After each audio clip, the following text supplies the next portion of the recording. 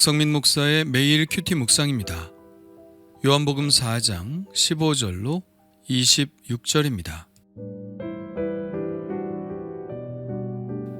여자가 이르되 주여 그런 물을 내게 주사 목마르지도 않고 또 여기 물 기르러 오지도 않게 하옵소서. 이르시되 가서 내 남편을 불러오라. 여자가 대답하여 이르되 나는 남편이 없나이다. 예수께서 이르시되 내가 남편이 없다 하는 말이 옳도다. 너에게 남편 5이 있었고 지금 있는 자도 내 남편이 아니니 내 말이 참되도다. 여자가 이르되 주여 내가 보니 선지자로소이다.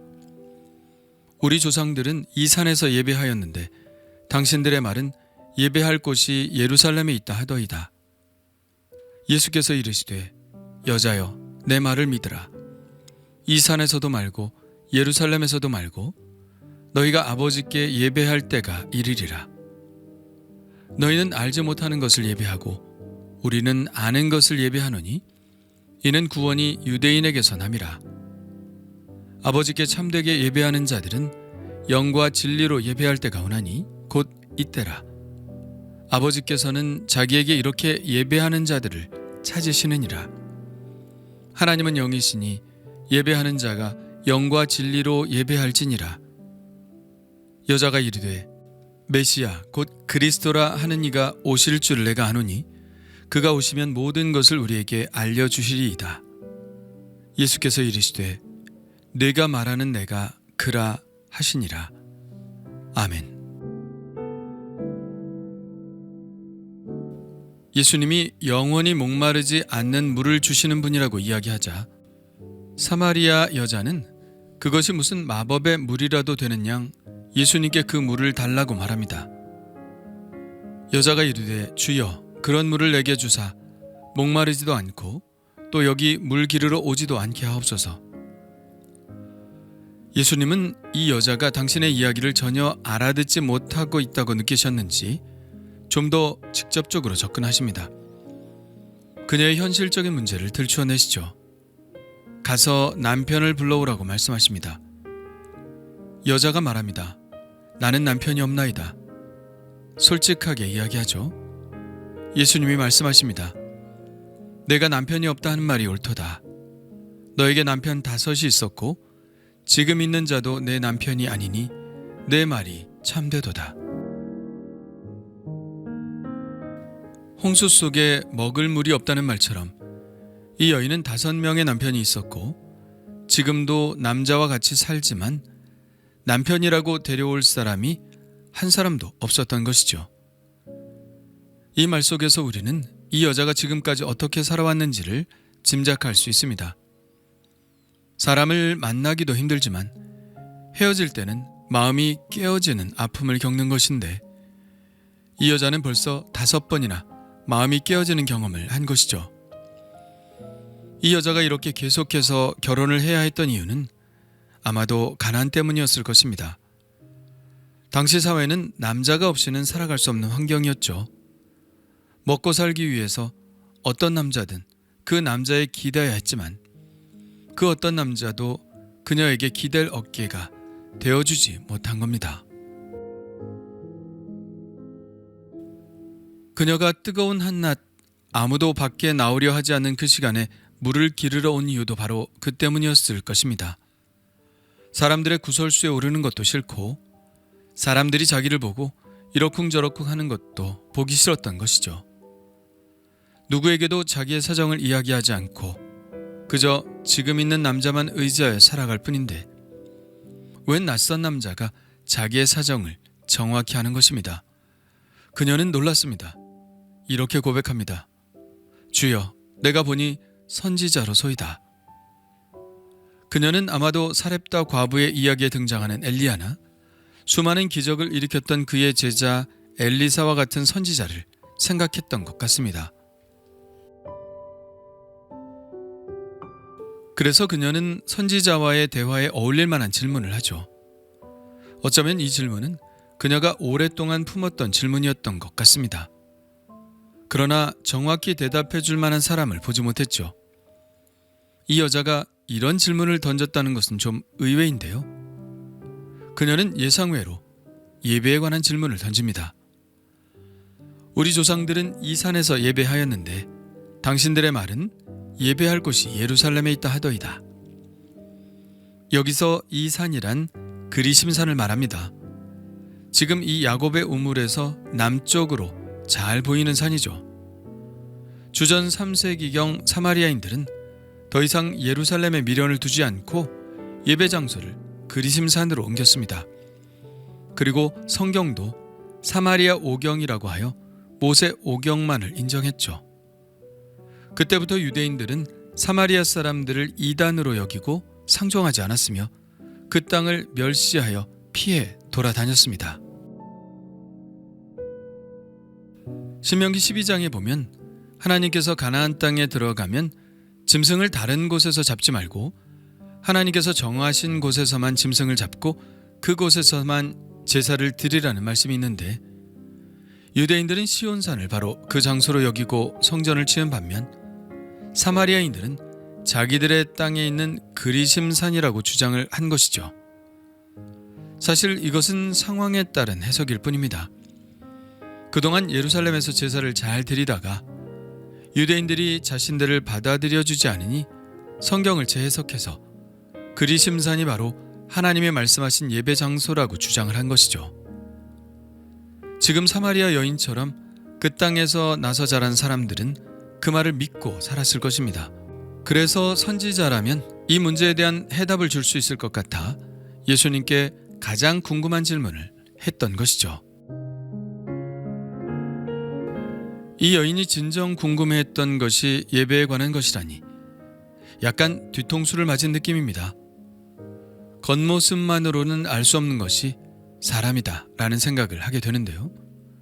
우리 눈에는 그렇게 보이지 않아도 그녀처럼 이런 영적인 질문을 품고 사는 사람들이 의외로 우리 주변에 많지 않을까 생각해 봅니다. 그녀의 질문에 대한 예수님의 대답은 예배에 대한 통찰을 우리에게 주고 있는데요.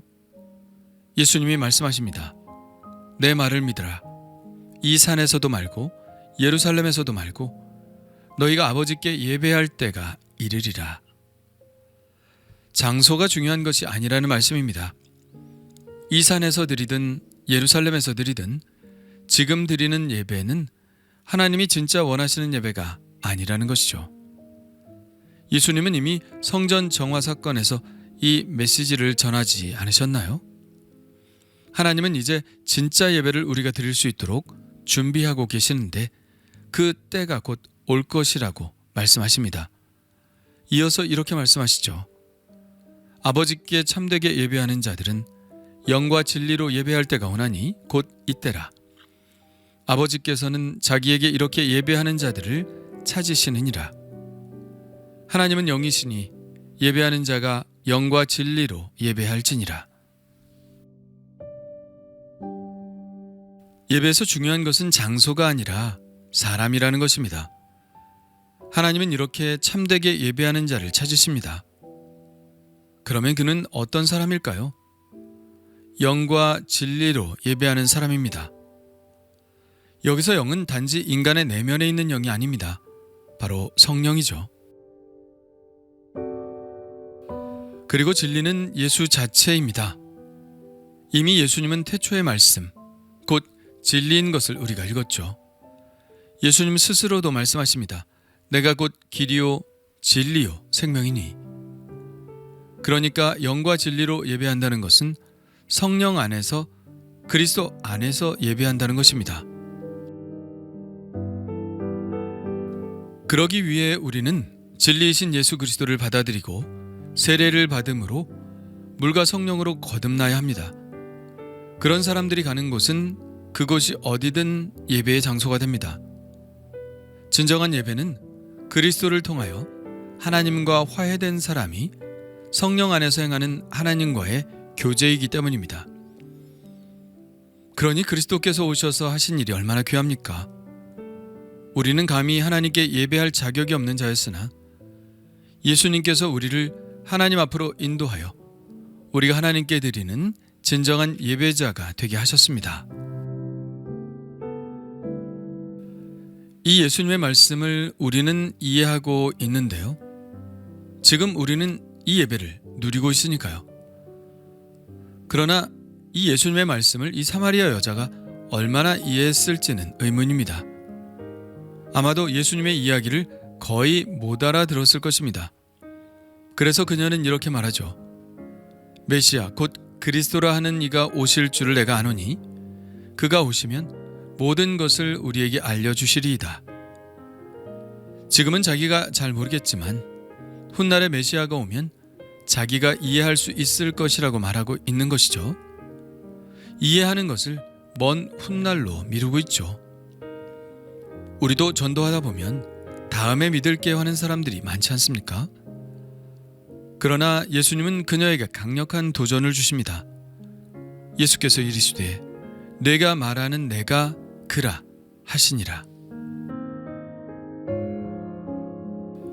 이 말씀은 무슨 말입니까? 훗날의 이야기가 아니라는 것입니다. 나중의 일이 아니라는 것이죠. 지금 그 일이 내 앞에서 일어나고 있다는 말입니다. 미래가 아니라 지금 예수 안에서 이 일이 현실이 된다는 것입니다. 그러므로 그녀는 더 이상 기다릴 필요가 없습니다. 지금 그녀 앞에 서 계시는 예수 그리스도를 받아들여야 하는 것이죠. 예수 그리스도를 받아들일 때 내가 미래에 있을 것이라고 기대했던 그 구원이 지금 나의 현실의 삶 안에 찾아옵니다. 예수님은 미래의 구원을 품으신 분이죠. 예수님은 우리의 최종적인 구원이 되시고 그 혼인잔치의 주인공이 되신 분입니다. 그러나 그 일이 결코 나중에 일어날 일만은 아니죠. 우리가 지금 예수님을 나의 삶에 영접하면 예수님 안에 있는 그 미래의 구원을, 그 영생을, 그 영원히 목마르지 않는 생수를 바로 지금 여기서 맛볼 수 있습니다. 말씀을 읽으며 영원한 생명은 미래의 하나님의 나라가 아니라 지금 내가 예수님을 영접한 이 현실 안에서 일어나는 일이라는 사실을 실감하게 됩니다. 우리가 하늘나라의 기쁨을 맛보지 못하는 이유가 무엇일까요? 예수님을 나의 삶 속에 영접하지 않은 이유 때문이 아닐까요? 아니면 내가 영접한 예수님 안에 이 모든 종말의 완성이 이미 품어져 있다는 사실을 모르기 때문이 아닐까요? 예수 안에 있는 이 종말론적 기쁨을 오늘 나의 현실에서 느끼기를 간절히 원해봅니다. 주님 감사합니다. 영원히 목마르지 않을 영생의 샘물이신 주님, 주님을 영접하게 하시니 감사합니다. 주님 때문에 하나님을 예배할 수 있게 하시고 어디서나 예배할 수 있게 하시니 감사합니다. 주님을 모시고 사는 이 순간이 바로 천국의 삶이요, 천국의 기쁨을 누리고 사는 삶임을 알게 하시고 언제나 어떤 일을 만나든지 그것이 고난이든지 혹은 두려움이든지 내 안에 계시는 예수님 안에서 참 만족한 삶을 살게 하여 주옵소서. 예수님의 이름으로 기도합니다. 아멘.